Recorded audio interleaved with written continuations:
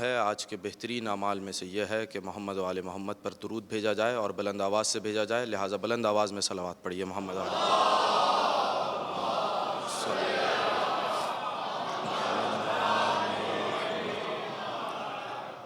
اعوذ باللہ السمیع العلیم من الشیطان اللعین الرجیم، بسم اللہ الرحمن الرحیم، الحمد للہ الذی لا یبلغ مدحتہ القائلون ولا یحصی نعماءہ العادون ولا یؤدی حقہ المجتہدون، الذی لا یدرکہ بعد الہمم ولا ینالہ غوث الفطن، الذی لیس لصفتہ حد محدود ولا نعت موجود ولا وقت معدود ولا اجل ممدود، فطر الخلائق بقدرتہ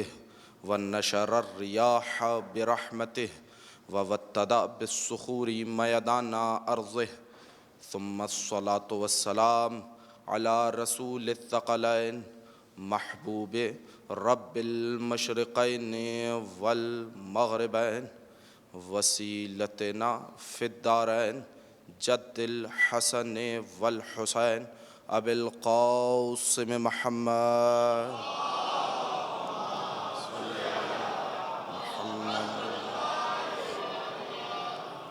وأهل بيته الطيبين الطاهرين المعصومين المنتجبين المنتخبين المظلومين، لا سيما بقية الله في الأرضين، ولعنة الدائمة الباقية المستمرة على أعدائهم أجمعين من يوم عداوتهم إلى قيام يوم الدين. اما بعد فقد قال اللہ تبارک وتعالی فی کلامہ المجید وفرقانہ الحمید وقولہ الحق، بسم اللہ الرحمن الرحیم، قل لا اسألکم علیہ اجرا الا المودۃ فی القربى، صلوات۔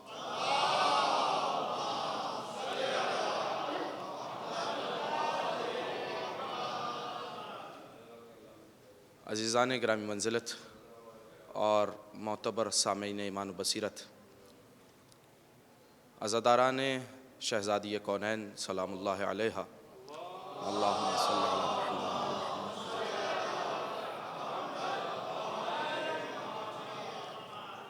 میں نے قرآن مجید کی جس مشہور و معروف آیت کے ایک ٹکڑے کو سرنامہ کلام قرار دیا ہے، اسے زبان تفسیر میں آیہ مودت کہا جاتا ہے۔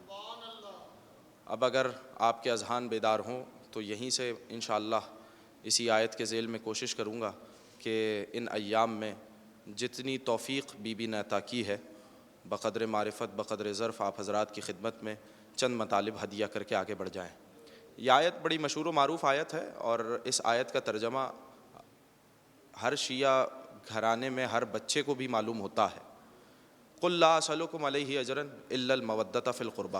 اب اگر توجہ فرما لیں گے تو یہیں سے بات کا آغاز ہو جائے گا کہ اے حبیب ان لوگوں سے کہہ دو، لا اسألکم علیہ اجرا، میں اس تبلیغ رسالت پر تم سے کوئی معاوضہ نہیں مانگتا، میں اس تبلیغ رسالت پر تم سے کوئی اجر طلب نہیں کرتا، الا المودۃ فی القربى، سوائے یہ کہ میرے قربہ سے محبت کرو۔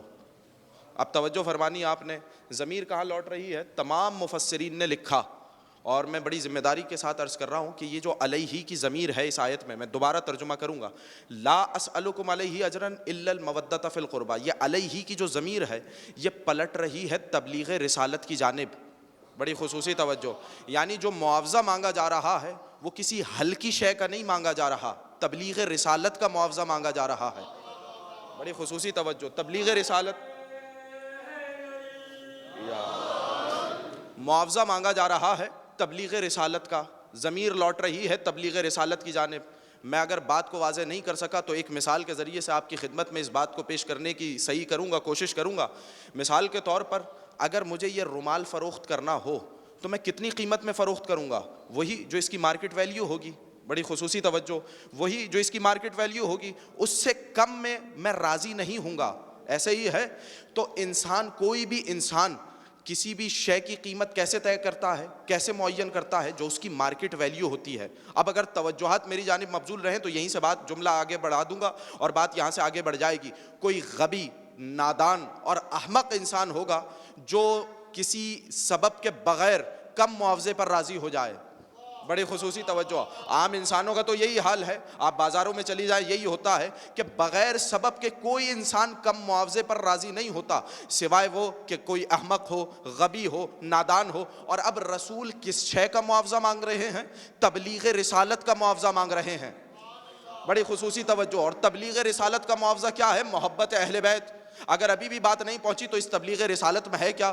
توحید کا پیغام اسی نبی نے پہنچایا، رسالت کا سبق اسی نبی نے پڑھایا، دعوت اسلام اسی نبی نے دی، ایمان کی دولت سے اسی نبی نے سرفراز کیا، عظمت کعبہ اسی نبی نے بتائی، فضیلت قرآن اسی نبی نے سمجھائی، ایمان کی دولت سے اسی نبی نے سرفراز کیا، حق و باطل کا فرق اسی نبی نے سمجھایا، نور و ظلمت کی تفریق اسی نبی نے کرائی، اندھیروں سے نکال کر ہدایت کی شاہراہوں پر اسی نبی نے گامزن کیا، نمازیں اسی نبی نے سکھائیں، روزے اسی نبی نے دیے، تسبیح و تحلیل کے آداب اسی نبی نے بتائے، قیام و قعود کے سلیقے اسی نبی نے سکھائے، جھوٹے خداؤں کی پرستش سے ہٹا کر سچے خدا کا سجدہ اسی نبی نے بتایا، خائنوں کو امین اسی نبی نے بتایا، جھوٹوں کو سچ کی دعوت اسی نبی نے دی. میں پڑھتا چلا جاؤں گا، آپ سنتے چلے جائیں گے.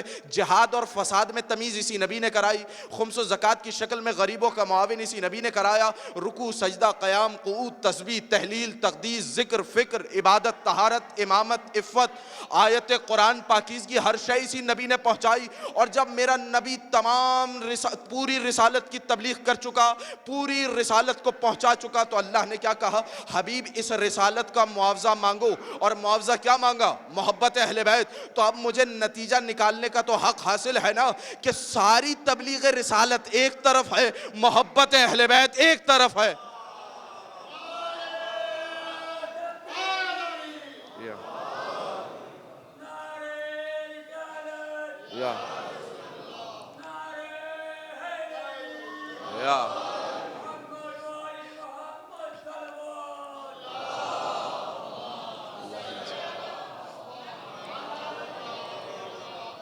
دیکھیے اہمیت دیکھیے اس شے کی کتنی ہے. بڑی خصوصی توجہ.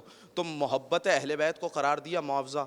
اب میں جملہ کہہ جاؤں، اس کا مطلب یہ ہے کہ تبلیغ رسالت اگر کسی میزان میں تل سکتی ہے تو وہ محبت اہل بیت ہے.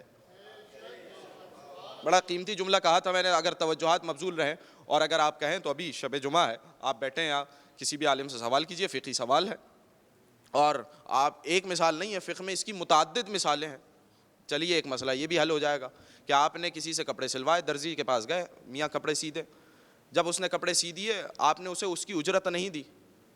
آپ وہ لباس زیب تن کر کے، خوشبو لگا کے، با طہارت امام بار کا تشریف لائے. بڑی خصوصی توجہ. اب جتنی بھی خشوع و خضوع سے نماز پڑھیں، پوچھیے علماء سے، کیا نماز اس کپڑے میں ہو جائے گی؟ بڑی خصوصی توجہ. بھائی آپ نے کسی کا لباس کہا نہیں ہوگی، کیوں؟ اس لیے کہ لباس غصبی ہے. توجہ فرمائیے گا، لباس غصبی ہے اس لیے اس میں نماز نہیں ہوگی. اور آگے بڑھیے، اور مثالیں ہیں، فقہ میں متعدد مثالیں ہیں. اس لیے کہ لباس غصبی ہے، آپ نے اس کو اجرت عطا نہیں کی، تو اس لیے اس کپڑے میں نماز، اس لباس میں نماز نہیں ہوگی. آپ مسجد کو تعمیر کریں، معماروں کو بلائیں اور ان کو دعائیں دیں، ماشاءاللہ اللہ کا گھر تعمیر کر رہے ہو، کتنی عمدہ بات ہے، کتنی اچھی بات ہے کہ اللہ کا گھر بنا رہے ہو. وہ جب تعمیر کر دیں تو اب کہیں کہ صاحب ہمارا معاوضہ ہمیں دے دیجئے، اور آپ کہیں کیا اللہ کے گھر بنانے کا معاوضہ بھی مانگو گے؟ بتائیے، کروڑوں اربوں مسلمان اس مسجد میں نماز پڑھیں، کیا نماز ہو جائے گی؟ بھائی کیا امام کعبہ کو بھی بلا لیں گے تو نماز نہیں ہوگی؟ وجہ کیا ہے؟ تمام امت کا متفقہ فیصلہ ہے، تمام علماء کا، تمام فقہا کا، کسی مسلک کی قید نہیں، کسی فرقے کی قید نہیں. ہر مسلک، ہر فرقہ یہی کہے گا کہ صاحب جب تک مزدور کو اس کی اجرت نہیں دی جائے گی تب تک اس مسجد میں نماز نہیں ہوگی. تو میرا بھی تو یہی سوال ہے کہ نبی نے کی ہے تبلیغ رسالت، نبی نے کی ہے کوششیں، محنتیں، ریاضتیں، اتنی محنتوں اور ریاضتوں کے بعد اسلام جیسا دین آپ کے حوالے کر کے گئے، لیکن جب تک آپ نبی کو ان کا معاوضہ نہیں دیں گے جو کہ محبت اہل بیت ہے، تو یہ کون سے نمازیں ہو رہی ہیں، یہ کون سے روزے ہو رہے ہیں؟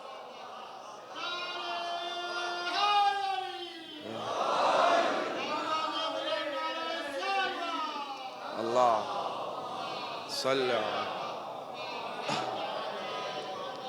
میں بس تیزی کے ساتھ، میرے پاس وقت نہیں ہے لیکن مجھے تیزی کے ساتھ آگے بڑھنا ہے اور آپ لوگوں کی توجہات اسی طریقے سے ساتھ ساتھ چلتی رہیں تو انشاءاللہ ایک پیغام دینا ہے. اور اسی لیے یہ کسی شاعر کا تخیل نہیں ہے، یہ کسی خطیب کی خطابت نہیں ہے کہ جو کہا جاتا ہے بے حب اہل بیت عبادت گناہ ہے. بڑی خصوصی توجہ دیکھیے ذرا، آئے مودت کی تفسیر میں چلے جائیے اور وہاں سے جا کے آپ کو نتیجہ بآسانی مل جائے گا. بے حب اہل بیت عبادت گناہ ہے. اب اگر آپ متوجہ ہو گئے تو میں ایک روایت آپ کی خدمت میں پیش کرنا چاہتا ہوں. دیکھیے ابھی ایک فقہ سے دلیل آئی، اب ایک حدیث سے دلیل آپ حضرات کی خدمت میں ہدیہ کر دوں. اور موقع کیا ہے، راوی کا نام ہے اسبغ ابن نباتہ، امیر المومنین کا صحابی ہے، چاہنے والا ہے. اور روایت کس وقت کی ہے؟ جب امیر المومنین کے سر پہ ضربت لگی ہے، چہرہ زرد ہے. بڑی خصوصی توجہ. اور جب تمام اصحاب کو واپس بھیج دیا حضرت حسن ابن علی نے، تو اس موقع پر حضرت اسبغ واپس نہیں گئے اور کہا کہ مجھے امیر المومنین کی خدمت میں جانا ہے. اور جب آئے تو ایسے موقع پر حضرت اسبغ نے کیا کہا کہ یا امیر المومنین، رسول خدا کی کوئی حدیث ارشاد فرما دیجئے. بڑی خصوصی توجہ فرمائیے گا. ایک ایک آدمی کی اگر توجہ میری جانب رہے کہ رسول خدا کی کوئی حدیث سنا دیجئے، ہمیں عنایت کر دیجئے. دیکھیے ہم جیسا کوئی بندہ ہوتا، معمولی سی تکلیف ہوتی تب بھی کہتا یہ کوئی وقت ہے حدیث پوچھنے کا. بڑی خصوصی توجہ. نہیں، آپ نے توجہ نہیں فرمائی، میرے ساتھ ساتھ رہیے گا. یہ کوئی وقت ہے حدیث پوچھنے کا، یہ کوئی وقت ہے سوال کرنے کا. مگر علی کہا ہی اسے جاتا ہے کہ جس کے دروازے پر اگر کوئی آ جائے تو خالی ہاتھ نہ جائے. بڑی خصوصی توجہ. دیکھا سر پہ ضربت لگی ہے، ابن ملجم کی تلوار جو کہ زہر آلود تھی وہ سر پہ لگی ہوئی ہے اور تکلیف کے عالم میں میرا مولا ہے. اس کے باوجود کہا اسبغ بیٹھو، اور اب روایت سنانا شروع کی. امیر المومنین نے فرمایا کہ 3 لوگ ہیں کہ جن پر اللہ نے لعنت کی ہے. کتنے لوگ ہیں؟ 3 لوگ ہیں جن پر اللہ نے لعنت کی ہے. کہا کون کون سے ہیں؟ اب یہ رسول خدا کی حدیث بیان کر رہے ہیں. کہا رسول خدا نے فرمایا 3 لوگ ایسے ہیں جن پر اللہ لعنت کرتا ہے. پہلا کون ہے؟ کہا وہ مالک جو مزدور کو اس کی اجرت نہ دے، اس پر اللہ کی لعنت ہے. بڑی خصوصی توجہ فرمائیے گا. وہ مالک جو مزدور کو اس کی اجرت نہ دے، اس پر اللہ کی لعنت. دوسرا وہ شخص، وہ بیٹا جسے اس کا باپ آگ کر دے، اس پر اللہ کی لعنت. توجہ فرمائیے گا. ایک ایک آدمی کی توجہ ہونی چاہیے. نتیجہ بھی میں نہیں دوں گا، یہ نتیجہ بھی رسول کی زبانی آئے گا انشاءاللہ. بڑی خصوصی توجہ. پہلا اس مالک پہ اللہ کی لعنت جو مزدور کو اس کی اجرت نہ دے. دوسرا اس بیٹے پہ اللہ کی لعنت جسے اس کا باپ آگ کر دے. تیسرا کون؟ تیسرا اس غلام پہ اللہ کی لعنت جو اپنے آقا سے فرار کر جائے. بڑی خصوصی توجہ. جو اپنے آقا سے فرار کر جائے اس غلام پہ لعنت.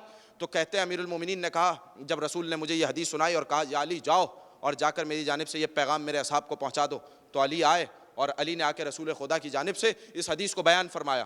اور امیر المومنین فرماتے ہیں اتنے میں آپس میں باتیں شروع ہوئیں اور رسول خدا تشریف لائے. اور ایک مرتبہ رسول نے خود کہا، کیا کہا کہ پہلے میں یہ دوبارہ دہرا دوں تاکہ بات راسخ ہو جائے ذہنوں میں، تاکہ نتیجے میں لطف آئے گا، ایک ایک سامنے میرا متوجہ رہے گا انشاءاللہ. کہ 3 لوگ ہیں جن پر اللہ کی لعنت ہے. پہلا کون؟ وہ مالک جو مزدور کو اس کی اجرت ادا نہ کرے. دوسرا کون؟ وہ بیٹا جسے اس کا باپ آگ کر دے. تیسرا کون؟ وہ غلام جو اپنے آقا سے فرار کر جائے. تو ایک مرتبہ رسول نے مسکرا کے کہا کیا تم نے آیت نہیں سنی؟ قل لا اسألکم علیہ اجرا الا المودۃ فی القربى. بڑی خصوصی توجہ. دیکھیے موضوع سے نہیں ہٹا. قل لا اسألکم علیہ اجرا الا المودۃ فی القربى.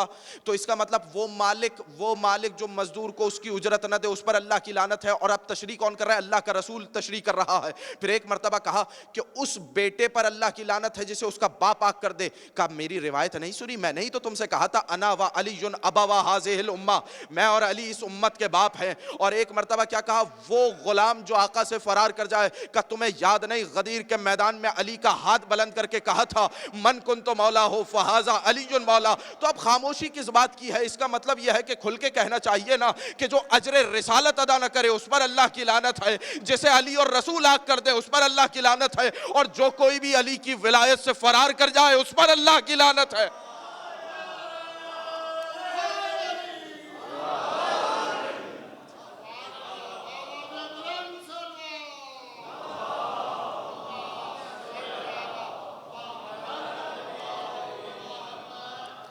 یہ روایت پوری پہنچی. تو 3 لوگ ہیں، یہ شرح بھی خود کی ہے. اچھا گفتگو آگے بڑھائیے. کہا صاحب نہیں، قربہ کا مطلب یہ، قربہ کا مطلب وہ. آیت کیا ہے؟ قل لا اسألکم علیہ اجرا الا المودۃ فی القربى. اب اجر کے معنی میں کیا تبدیلی کریں گے؟ اجر کا مطلب ہے معاوضہ. ضمیر سب نے کہہ دیا تبلیغ رسالت کی جانب لوٹ رہی ہے. پھر انشاءاللہ اگلی گفتگو میں آئے گا تو کہا قربا کے معنی فلاں، قربا کے معنی فلاں. دیکھیے اسلوب تکلم خدا یہ ہے کہ وہ نام نہیں لیتا. بڑی خصوصی توجہ، اگر یہ جملہ پہنچ جائے ایک ایک سامع تک، اسلوب تکلم خدا یہ ہے کہ وہ نام نہیں لیتا لیکن صفات ایسی بتا دیتا ہے کہ ہر باضمیر کا دل اس دروازے پر جھکنے پہ مجبور ہو جائے. بڑی خصوصی توجہ. کیا کہا؟ قل لا اسألکم علیہ اجرا الا المودۃ فی القربى. انشاءاللہ اس کے ذیل میں آگے گفتگو بڑھے گی، لیکن قربا کا لفظ آیا. کہا صاحب قربا کے معنی فلاں، قربا کے معنی فلاں. اب یہ جو لفظ ہے قربا نکلا ہے قاف رے بے سے. بڑی خصوصی توجہ، قاف رے بے. حروف اصلی کیا ہے اس کے؟ قاف رے بے. پہلے میں احتمالات کا ذکر کروں پھر بتاؤں گا کہ لغت نے کیا معنی لکھا. توجہ ہے؟ تو قرب کا مطلب ہے، لیکن یہ دیکھیے یہ قربت جو ہوتی ہے اس کے 3 زاویے ہیں. اگر مکان کے لحاظ سے ہو تو عربی میں کہتے ہیں قرب، میں آپ سے کتنا قریب ہوں، آپ مجھ سے کتنے قریب ہیں. بڑی خصوصی توجہ. آپ کے ہاں اردو زبان میں استعمال ہوتا ہے قریب کے معنی میں، تو لفظ آتا ہے اگر مکان کے حوالے سے فاصلہ ہو، فاصلے کی بات ہو تو اسے کیا کہا جاتا ہے؟ نزدیکی کی بات ہو مکان کے لحاظ سے اسے کہا جاتا ہے قرب. اگر رشتے کے لحاظ سے قربت جتانی ہو تو اسے کہا جاتا ہے قرابت. بڑی خصوصی توجہ، بات پہنچ رہی ہے؟ اسے کیا کہا جاتا ہے؟ بولیے گا میرے ساتھ تھوڑا سا. اسے کہا جاتا ہے قرابت. فلاں شخص کی ہم سے قرابت داری ہے، یہ اردو زبان میں استعمال ہوتا ہے، قرابت کہا جاتا ہے. بڑی خصوصی توجہ. اور اگر کسی سے دل کے حوالے سے کوئی نزدیک ہو تو اسے کہا جاتا ہے قربت. بڑی خصوصی توجہ تاکہ بات پہنچ جائے. تو پہلا معنی کیا نکلا؟ زاویے عرض کر رہا ہوں صرف احتمالات کی حد تک. پہلا معنی لکھا کہ جو مکان کے حوالے سے نزدیک ہو. بڑی خصوصی توجہ، اسے کہا جاتا ہے قریب ہونا، اسے کہا جاتا ہے قرب. دوسرا کیا ہے؟ جو دل کے نزدیک ہو. اسی لیے کہتے ہیں آپ ہر نماز میں کیا کہتے ہیں؟ قربتاً الی اللہ. بڑی خصوصی توجہ، بڑی خصوصی. تو تھوڑا سا توجہ فرمانی. آپ نماز میں کیا کہتے ہیں؟ قربتاً الی اللہ. نیت میں یہی کہا جاتا ہے نا. تو کیا اللہ سے نزدیک کیسے ہوا جائے؟ کیا مکان کے لحاظ سے؟ اس لیے کہ مکان سے وہ شخص نزدیک ہو جو جسم رکھتا ہو. بڑی خصوصی توجہ چاہ رہا ہوں. جو جسم رکھتا ہو، اور جس کا جسم ہو وہ علی کا اللہ نہیں ہوتا. نہیں بھائی، تھوڑا سا یہ عقیدہ توحید ہے الحمدللہ ہمارا. میں پھر جملہ دے جاتا ہوں یہاں پر، اگر آپ تھوڑا سا میرے ساتھ بولیں گے تو مجھے لطف آئے گا. میں ایک اور جملہ دے جاتا ہوں. ہمارا عقیدہ توحید الحمدللہ بہت مضبوط ہے، اس لیے کہ ہم نے عقیدہ توحید کسی ابو جہل سے نہیں لیا، باب علم سے لیا ہے.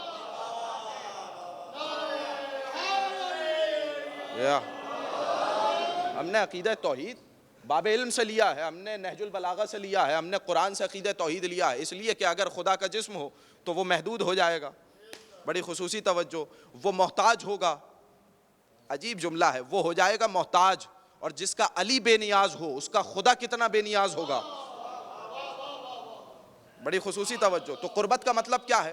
کہ صاحب اللہ راضی ہو جائے، اللہ کی رضا کی خاطر، اللہ کی خوشنودی کی خاطر. بھئی یہی تو معنی کیا نا علماء نے. یعنی نماز پڑھتا ہوں قربتاً الی اللہ، یعنی تاکہ اللہ راضی ہو جائے.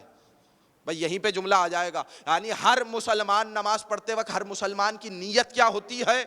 کہ اللہ راضی ہو جائے. تو مسلمان وہ ہے کہ جو اللہ کو راضی کرتا ہے، اور زہرا وہ ہے جس کے راضی ہونے سے اللہ راضی ہوتا ہے.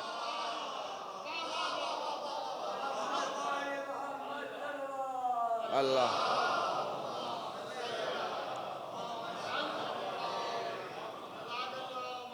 تو یہ 2 معنی ہو گئے. اچھا تیسرا معنی کیا ہے؟ قرابت داری، رشتہ داری. تو اب آپ کوئی سا زاویہ اٹھائیں. بڑی خصوصی توجہ. میں نے کیا کہا تھا کہ خدا نام نہیں لیتا.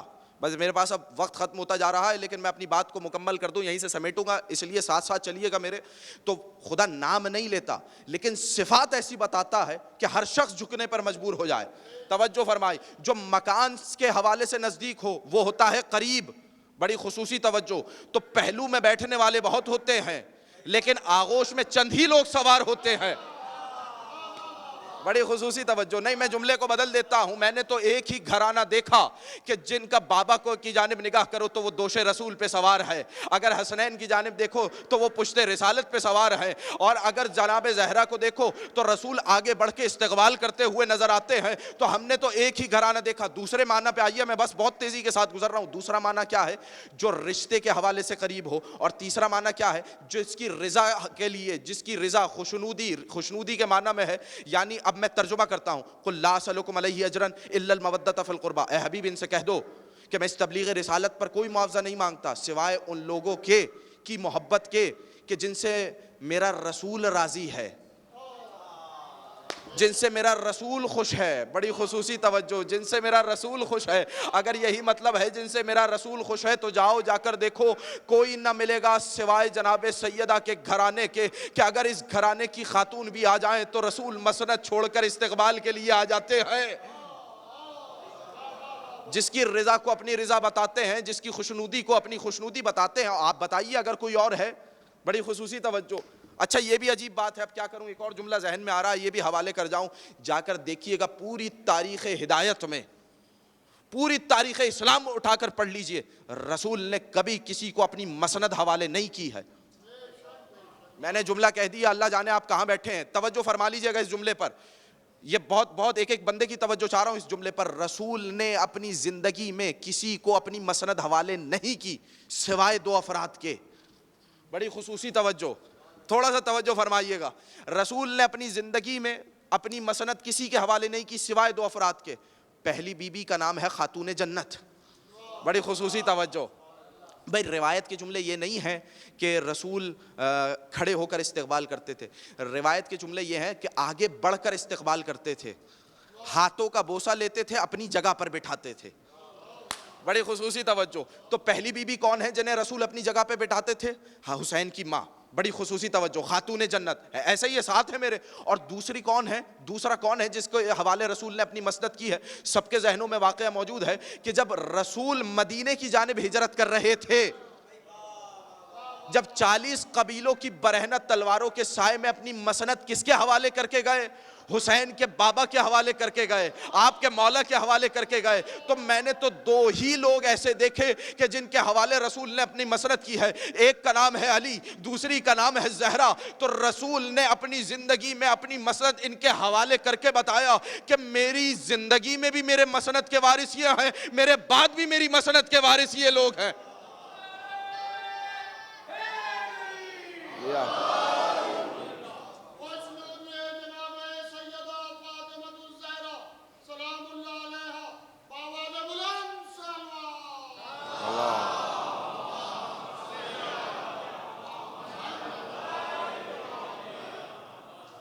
بس میں مختصر کروں, آخری مطلب کیا ہے, آخری معنی کیا ہے؟ رشتہ داری. توجہ ہے. اب تھوڑی سی آپ کے لیے ایک مشکل پیدا کروں گا تاکہ آپ مشکل کشا کو پکاریں. بڑی خصوصی توجہ. کیا کہا؟ جو رسول کے رشتہ دار ہوں. لیکن اب قرآن کیا کہہ رہا ہے؟ بڑی عجیب آیت ہے, وما محمد الا رسول. بڑی خصوصی توجہ, محمد کچھ نہیں ہے, فقط ہمارے رسول ہیں. یعنی بندوں سے رشتہ داری کا ناطہ توڑ کے اللہ نے فقط اپنا رسول رکھا ہے. بڑی خصوصی توجہ, محمد کچھ نہیں ہے سوائے رسول کے. اس لیے کہ کوئی بھی رشتہ ہو تو رشتے کا خالق بھی تو وہ اللہ ہی ہے, جس کے اسباب سے تو جو رشتے بنا سکتا ہے وہ رشتے توڑ بھی سکتا ہے. بڑی خصوصی توجہ, وما محمد الا رسول. میں آیت واضح کروں گا انشاءاللہ, آپ توجہ فرمائیے گا. محمد کچھ نہیں ہے, یہ فقط ہمارے رسول ہیں. یعنی اب محمد جو بھی کام کریں گے وہ اب کسی کے رشتہ دار ہونے کی حیثیت سے نہیں کریں گے, اللہ کے رسول ہونے کی حیثیت سے کریں گے. بڑی خصوصی توجہ. تو اس بات کو اگر واضح ہو جائے یہ بات, اسی لیے اگر آپ خاموش ہو گئے, چلیے ایک اور آپ کے خدمت میں دلیل عرض کیے دیتا ہوں. یہ بتائیے, اس سے پہلے حضرت ابو طالب دعوت ذوالعشیرہ سے پہلے کبھی اپنے ابن عم کہا کرتے تھے. بڑی خصوصی توجہ. کبھی کیا کہا کرتے تھے؟ میرے بھائی کے بیٹے کہا کرتے تھے. کبھی کہا کرتے تھے بھتیجے, اے میرے بھتیجے. اس طریقے سے خطاب کیا کرتے تھے. کبھی میرے بیٹے بلایا کرتے تھے. لیکن جب دعوت ذوالعشیرہ آئی اور ایک مرتبہ ابو جہل نے انکار رسالت کرنا چاہا اور مسلسل 3 روز تک انکار کیا, تو ایک گوشے سے ایک بوڑھا مجاہد اٹھا جس کے سر پہ دستار سیادت بندی تھی, جس کے چہرے پر ہاشمی جلال تھا, عمران جس کا نام تھا, ابو طالب جس کی کنیت تھی، اس نے ابو جہل اور ابو لہب کے گریبان وجود میں ہاتھ ڈال کر کہا بیٹھ جاؤ، میں اس وقت تک تمہیں خطاب نہیں کرنے دوں گا جب تک یہ اپنا کلام مکمل نہ کر لیں. اور ایک مرتبہ متوجہ ہو کر کہا قم یا سیدی یا مولائی. بڑی خصوصی توجہ. یا کیا کہا؟ اے میرے سید کھڑے ہوئیے، اے میرے سردار کھڑے ہوئیے. اس سے قبل خطاب کیا تھا؟ اے میرے بھتیجے، اے میرے بیٹے، اے میرے آنکھوں کی ٹھنڈک، اے میرے میوہ دل. لیکن آج خطاب کیا ہے؟ اے میرے سید. اس لیے کہ ابو طالب کو معلوم ہے کہ آج یہ رسول ہونے کی حیثیت سے دعوت دی جا رہی ہے. بڑی خصوصی توجہ. تو کافروں کے بھرے مجمع میں کیا کہا؟ اے میرے سید کھڑے ہو جائیے، اے میرے سردار کھڑے ہو جائیے. کیا کہا رسول کو جب کسی نے نہ کہا تھا تو ابو طالب نے پکارا. ابو طالب نے کیا پکارا؟ اے سید، اے سردار. بڑی خصوصی توجہ. بس اسی وقت میرے رسول نے طے کر لیا ہوگا کہ اے کافروں کے بھرے مجمع میں میری سرداری کا اعلان کرنے والے میرے چچا ابو طالب، مجھے بھی اپنی نبوت کی قسم ہے اگر 1.25 لاکھ حاجیوں کے مجمع میں تیرے بیٹے کی سرداری کا اعلان نہ کر دوں تو رسول نہ کہنا.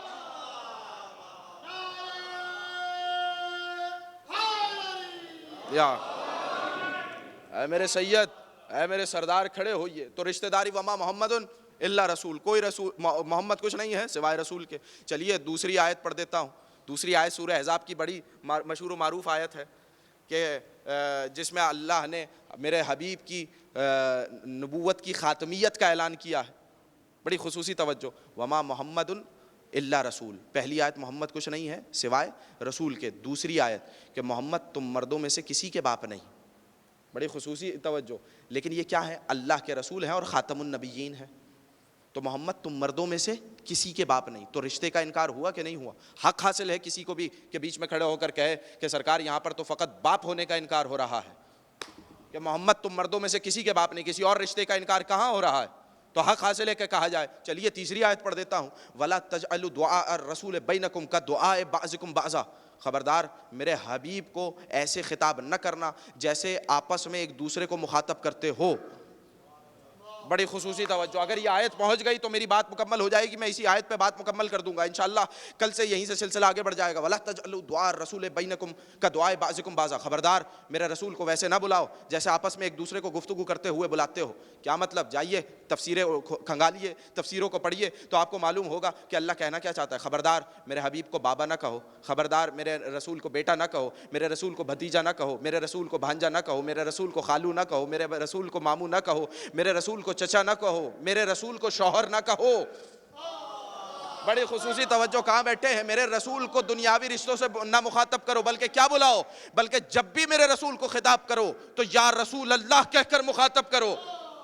بڑی خصوصی توجہ. آپ کی زحمتوں کو تمام کر رہا ہوں اس جملے پر. بس یہ جملہ یاد رکھیے گا، اس جملے کو ذہن نشین کر لیجئے گا کہ جب یہ آیت نازل ہوئی تو شہزادی کونین خاتون جنت مادر حسنین فرماتی ہیں کہ میں نے بھی اس آیت کے نازل ہو جانے کے بعد اپنے بابا کو یا رسول اللہ کہہ کر مخاطب کرنا شروع کیا. ایک مرتبہ یا رسول اللہ کہا، رسول خاموش رہے. دوسری مرتبہ یا رسول اللہ کہا، رسول خاموش رہے. لیکن جب تیسری مرتبہ یا رسول اللہ کہا تو ایک مرتبہ مخاطب کر کے کہنے لگے فاطمہ یہ آیت تمہارے لیے نہیں آئی، یہ آیت دوسروں کے لیے آئی ہے.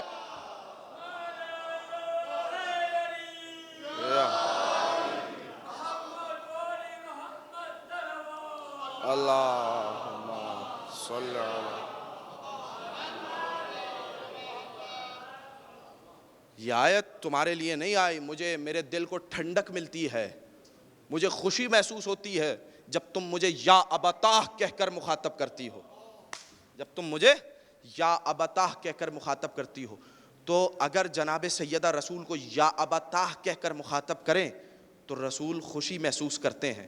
لیکن یہ بتائیے کہ جب زہرا نے بعد از رسول یا ابتاہ کہہ کر مخاطب کیا ہوگا. اجرکم علی اللہ. خدا آپ کو کوئی غم نہ دے سوائے غم مظلوم کربلا کے. یا ایام ہیں مصائب کے، یا ایام ہیں گریہ کرنے کے. تو آج رونے میں بخل نہ کیجیے گا، آج رونے میں کمی نہ کیجیے گا. جو رونے کے لیے آیا ہے نا اسے ایک جملہ کہہ دوں کہ یہ وہی زہرا ہے جو آپ کے آنسوؤں کی تلاش میں عزاخانوں میں آتی ہیں. ایک ہاتھ ٹوٹی ہوئی پسلیوں پہ ہوتا ہے، ایک ہاتھ میں رومال ہوتا ہے کہ کون ہے جو میرے بچوں کے غم میں آنسو بہا رہا ہے. یقین جانیے میرا دل کہتا ہے یہ وہ سیدہ ہے کہ جو اپنے ہر بیٹے کے مصائب میں تشریف لاتی ہیں. تو یقیناً آج جناب زہرا کے مصائب میں آپ کے پہلے امام سے لے کر آخری امام تک سارے ائمہ تشریف لائے ہوں گے. اجرکم اللہ. تو اب رونے میں کوئی کمی نہ کریے گا, رونے میں بخل نہ کریے گا, اس لیے کہ یہ وہی زہرا ہیں کہ جنہوں نے جب رونا چاہا تو لوگوں نے کہا اے علی زہرا سے کہو یا دن میں روئیں یا رات میں روئیں. اجرکم اللہ, اجرکم اللہ. مولا آپ کو کوئی غم نہ دے سوائے غم مظلوم کربلا کے, جس کے دل میں حسین کی ماں کا درد ہے. اجرکم اللہ. کہ ایک موقع ایسا آیا کہ جب رسول اس دنیا سے تشریف لے جانے والے ہیں, بھائی چند جملے تو میں کہوں گا نا, فقط اب گریے پہ سے بات شروع ہوئی ہے تو جناب زہرا کے گریے پہ چند جملے آپ سن لیجئے. ایک مرتبہ جب رسول خدا اس دنیا سے تشریف لے جانے والے ہیں تو ایک مرتبہ کبھی علی کا چہرہ دیکھتے ہیں روتے ہیں, کبھی زہرا کا چہرہ دیکھتے ہیں روتے ہیں, کبھی حسن کا چہرہ دیکھتے ہیں روتے ہیں, کبھی حسین کا چہرہ دیکھ کے روتے ہیں. ایک مرتبہ پوچھا بابا جان یہ آپ رو کس وجہ سے رہے ہیں؟ تو علی کو دیکھ کر کہا اے علی کیوں نہ رہوں کہ مجھے وہ منظر یاد آ رہا ہے کہ جب تلوار سے تیرے سر پہ زخم لگایا جائے گا, اجرکم اللہ, تیری داڑھی خون میں تر ہو جائے گی. علی مجھے وہ منظر یاد آ رہا ہے. اجرکم اللہ. رونے میں کوئی بخل نہ کیجیے گا.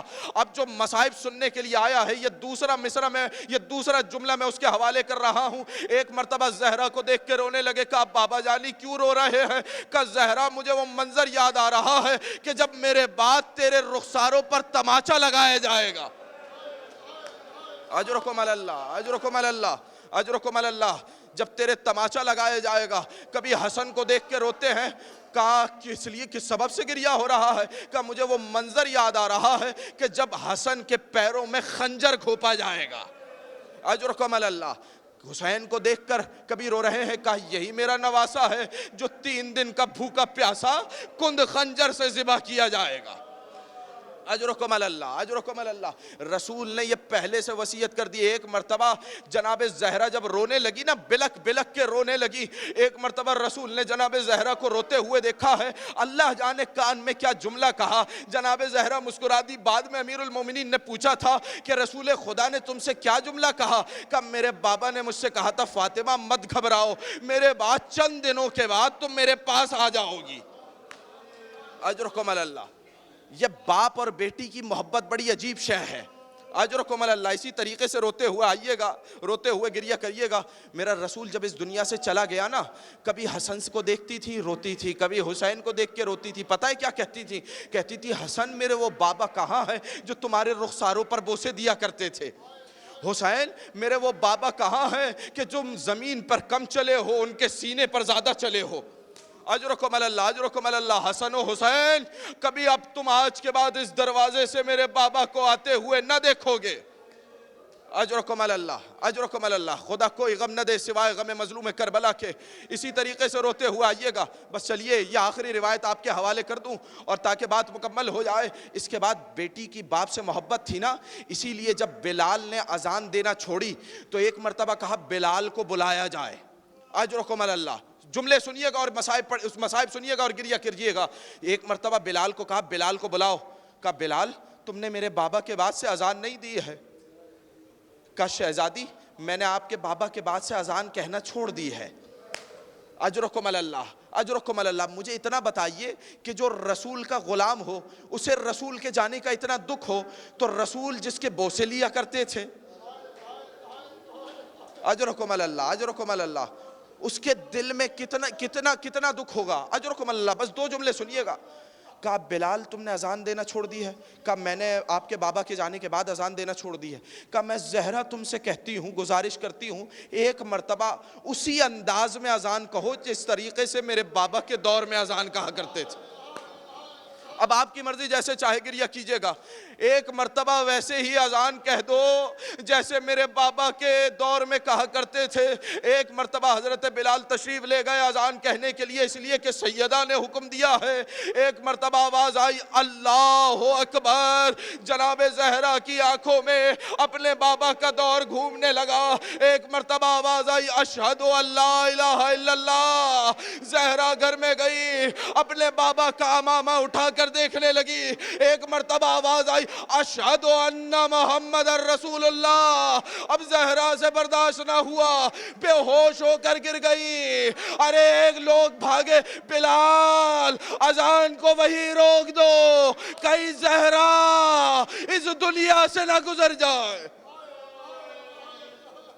اجرکم اللہ، اجرکم اللہ، اجرکم اللہ. بس 2 جملے اور سنیے گا، میں نے بات کو مکمل کیا. آپ نے گریہ کیا، بی بی آپ کو جزائے خیر دیں، سید الشہداء آپ کو جزائے خیر دیں. بس یہیں پہ میں گفتگو تمام کروں گا. جناب زہرا کا رونا سمجھ میں آیا؟ جب لوگوں نے کہا یا دن میں روئیں یا رات میں روئیں، اجرکم اللہ، اجرکم اللہ، یا دن میں روئیں یا رات میں روئیں. ایک گھر تعمیر کرایا امیر المومنین سے کہہ کر، جس کا نام رکھا بیت الحزن. میں بس آپ سے ایک سوال کرتا ہوں، یہ تمام لوگ بیٹھے ہوئے ہیں، میں اسی لیے آپ کو میں نے اسی لیے فاصلہ دیا تاکہ آپ آرام سے گریہ کر لیں، آرام سے سانس لے لیں. اب ایک میرا سوال ہے، اس کا جواب دیجئے تاکہ میں آپ سے اجازت چاہوں. مجھے بس اتنا بتائیں، کسی ایسے شخص سے پوچھئے گا جس کی پسلیاں ٹوٹی ہوئی ہو، کیا اس کی آواز نکل پاتی ہے؟ مجھے بتائیے کہ جناب زہرا کے رونے سے یہ مدینے والے کیوں آ جاتے تھے؟ اجرکم اللہ. میرے اس سوال کا جواب دے، میں آپ سے اجازت چاہوں گا. مجھے اتنا بتائیں، جناب زہرا کے رونے سے یہ مدینے والے کیوں آ جاتے تھے کہ ابو الحسن زہرا سے کہو یا دن میں روئیں یا رات میں گریہ کریں. علماء نے لکھا کہ جب جناب زہرا روتی تھی تو اکیلی زہرا نہیں روتی تھی، حسن روتے تھے، حسین روتے تھے، میرے مولا علی روتے تھے. صرف علی نہیں روتے تھے، آسمان و زمین کے ملائکہ گریہ کرتے تھے. ارے مدینے کی در و دیوار جناب زہرا کے رونے سے گریہ کرتی تھی.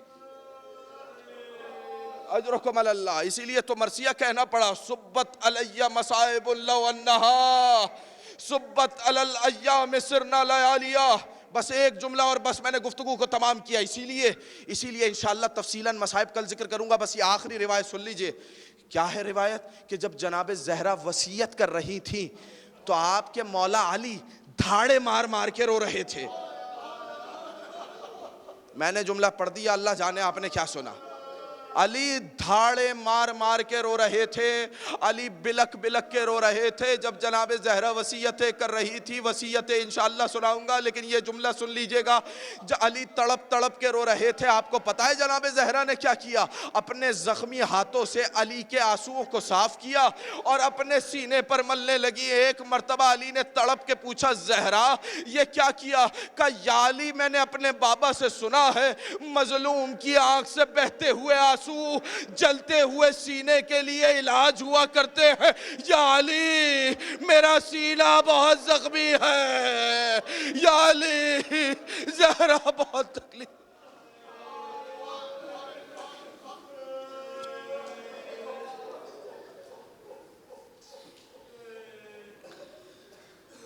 وَسَيَعْلَمُ الَّذِينَ ظَلَمُوا أَيَّ مُنْقَلَبٍ يَنْقَلِبُونَ. بار الہٰ ہماری اس عبادت کو اپنی بارگاہ میں قبول فرما. بار الہٰ قیامت میں جناب زہرا کی شفاعت ہمیں نصیب فرما. بار الہٰ جئیں تو محبت اہل بیت پر، موت آئے تو محبت اہل بیت پر. بار الہٰ ہمارے دامن میں سوائے غم سید الشہداء کے کچھ نہیں ہے. بار الہٰ اسے ہماری شفاعت کا، نجات کا وسیلہ قرار دے. بار الہٰ جو لوگ حج و زیارات کے متمنی انہیں حج و زیارات نصیب فرما. جو ہمارے مرحومین ہیں ان کی مغفرت فرما. جو پریشان حال ہیں ان کی پریشانیوں کو دور فرما. جو بیمار ہیں بار الہٰ ذکر شہزادی کونین کا صدقہ انہیں صحت کاملہ و عاجلہ عنایت فرما. بار الہٰ جو بے گناہ اسیر ہیں انہیں رہائی عطا فرما. بار الہٰ ہماری سب سے بڑی دعا یہ ہے آج کے دور میں کہ وارث کے ہوتے ہوئے کب تک بے وارثوں کی طرح زندگی گزاریں گے. ہمارے زمانے کے وارث حجت دورہ امام زمانہ کے ظہور میں تعجیل فرما.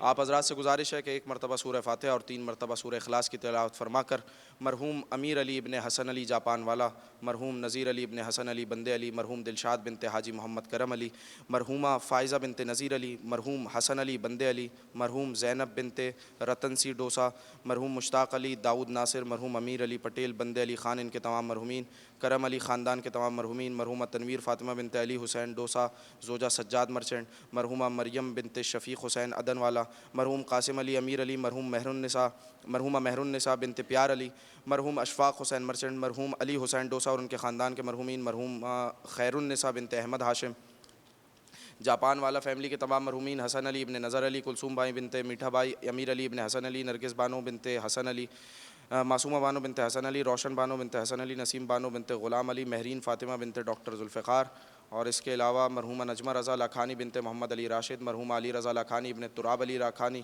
مرحومہ زہرا رضا لاکھانی بنت علی رضا لاکھانی، مرحوم طاہا لاکھانی ابن صادق رضا لاکھانی، لاکھانی خاندان کے مرحومین، مرحوم معصوم علی موسیٰ علی بھائی خاندان کے تمام مرحومین، حاجی خاندان کے مرحومین تمام مرحومین، مرحوم یوسف احمد خاندان کے تمام مرحومین، راجپار خاندان کے تمام مرحومین، داتار دینا خاندان کے تمام مرحومین، بند خدا کے تمام خاندان کے تمام مرحومین، علی بھائی رتن سی خاندان کے تمام مرحومین، مرحوم محمود شوکت علی حاجی اور ان کے خاندان کے مرحومین، سوم جی خاندان کے تمام مرحومین، فرشتہ خاندان کے مرحومین تمام مرحومین، روہیل خاندان کے تمام مرحومین اور تھورا خاندان کے تمام مرحومین، مرحوم رضا حسین علی بھائی اور علی بھائی خاندان کے تمام مرحومین، کل مرحوم مومنین اور مومنات تمام مرحومین، مراجع الزام اور شہدائے ملت جعفریہ کے لیے ایک مرتبہ سورۃ المبارکۃ الفاتحہ۔